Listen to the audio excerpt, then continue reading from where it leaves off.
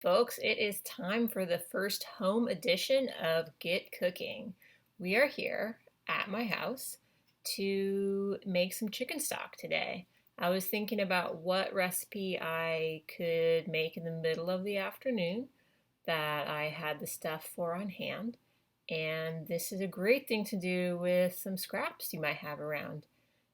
And chicken stock makes so many dishes taste better. So, I am going to gather my supplies. First, I'm going to get my recipe book and see if I have all of the ingredients. Okay, this is where I record some of my special recipes by hand.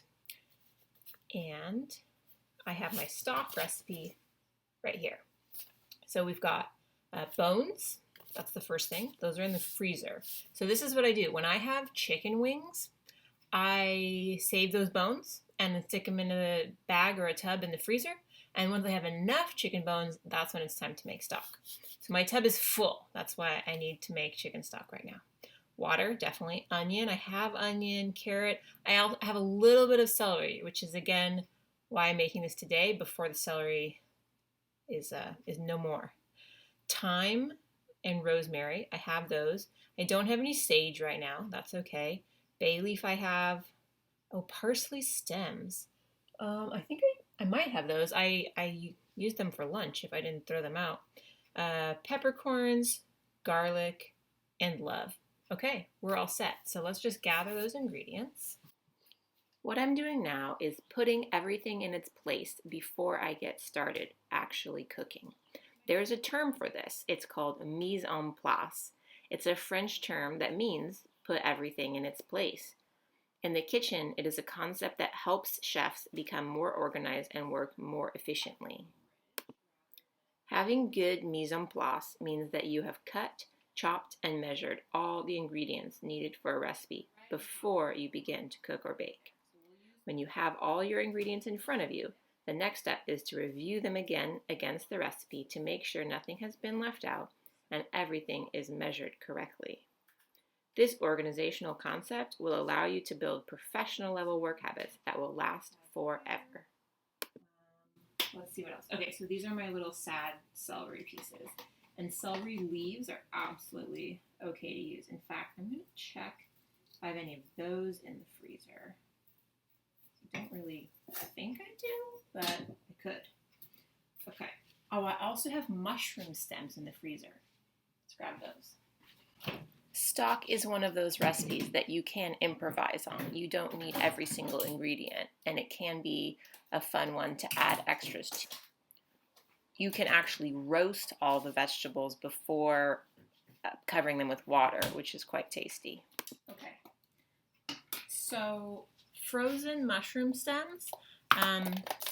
Sometimes I don't use the stems for a mushroom recipe, and I just chuck them in the freezer, and they make a great addition to stock, especially if you just want a vegetable broth.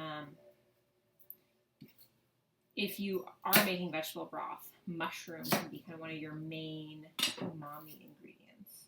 Okay, cutting off the bits of celery that really don't look good. I've got a couple of carrots here. Now, it's important when we make stock. Well, you know what? The pot I was going to use is where my camera's sitting. We'll use a different pot. Okay. It's important that you put all the ingredients in with the cold water and then heat it up. You don't want to start with hot water. So I'm just roughly chopping, I'll move this out of the way, ingredients so that the flavors can kind of permeate out. So I cut that carrot, just sliced it in half. Now you can put the carrot leaves in there, but there's so much dirt and soil right around that edge that I'm never going to scrub out, and I don't want dirt in my soup, so I am cutting off those tops. Okay, those are my parsley stems. Just going to smash that garlic clove. Put that in.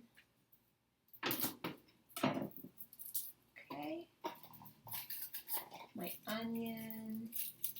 That, again, I don't want all that soily bits in there, but otherwise that entire onion half can just get chucked in. Here are all of those chicken bones. And thyme. I know I brought some thyme home. Let's find that. Great.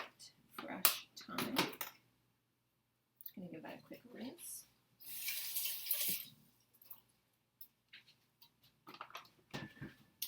Bay leaf.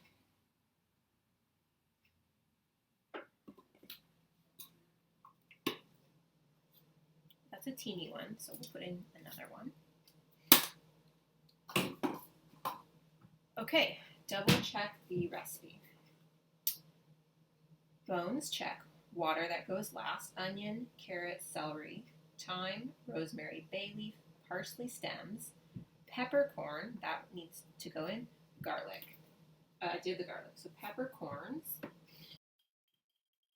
I'm gonna unscrew my pepper mill, sprinkle out a few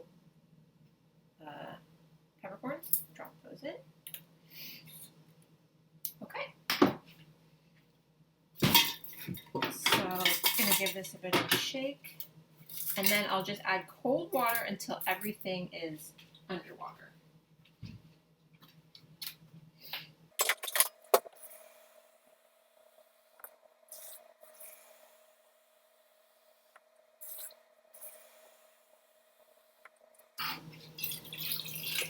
Now, when do you add the salt? Do you add the salt? I'm going to say yes. I'm going to add some salt now. And then, for the most part, salt will get added when you use the stock. Okay, so let's see. That took about 8 minutes, start to finish. Now it needs to cook for a couple of hours. But putting it all together was a very quick process. Right, I'm going to leave that on the back burner and turn it on. Now, we're going to let it come to a boil and then turn it down to a simmer. Stock does best at a simmer, not a boil. We'll check back in a few hours. So this is just after I had poured the broth through the colander, catching all the bones and vegetables and bits. I think I thought I'd turn the camera on to catch the pouring, and here I thought I had just turned it off, where in fact I had just turned it on. All right, let's finish off this chicken broth. Here we have everything that was in the broth. And I'm just going to set it aside, and this is our broth.